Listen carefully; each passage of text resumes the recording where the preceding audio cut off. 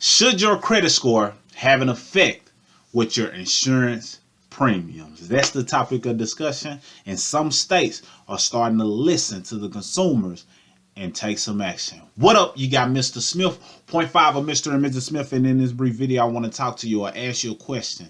Should your credit score affect your insurance premiums? You may not have realized it, but what is going on is some people are paying higher insurance premiums due to the fact that they have a less than ideal credit score. And for many people, they say your credit score has absolutely nothing with your driving ability or whether you're a safe driver or not. What do you think? What are your thoughts? I love to hear the comments down below. And I did a video on this before where I was just basically saying that your credit score has more to do than just borrowing money. They're starting to use it with jobs. They use it for military clearances. They use it for promotions in many cases. They use it for insurance premiums. They use it with phone contracts. They use it with utility bills. And sometimes you can get your initial fee waived if your credit score is good enough. So it's a lot of things that play a huge role based on your credit, insurance premiums being one of them. Another thing that I've said, and it's interesting because somebody else put it a different way,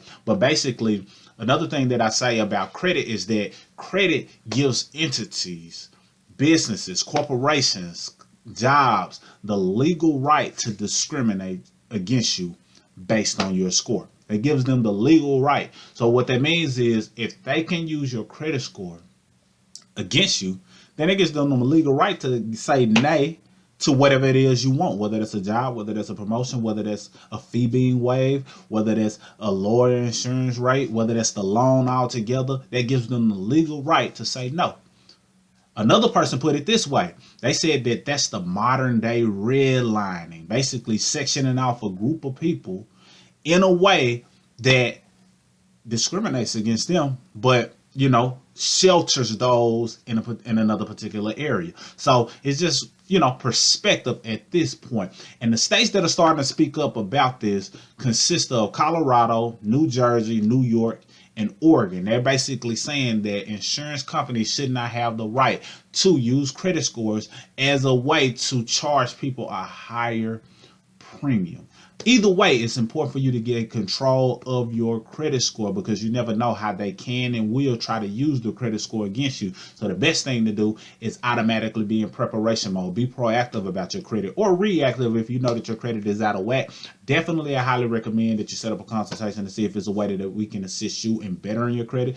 If you want to know how to fix your credit yourself, click one of the available links below so you can take advantage of learning the credit game for yourself. Or if you want to skip the line, because we have a line of people who are interested in us doing the services for them, then by all means you can click to skip the line and take action immediately so we can get on track to helping you fix your credit as we help people all across the nation restore their credit from where it is now to where they want it to go. So I would love to hear your comments below. Do you think that car insurance companies should be able to charge a high premium due to low credit? Do you think that that has absolutely nothing to do with it? Or do you feel that they have a valid point? Either way, I would love to hear below. Nonetheless, make sure that you get your credit score where it needs to go because it's definitely laws in your favor that are set up to help you take your credit score to the next level. Mr. Smith signing out. Salute.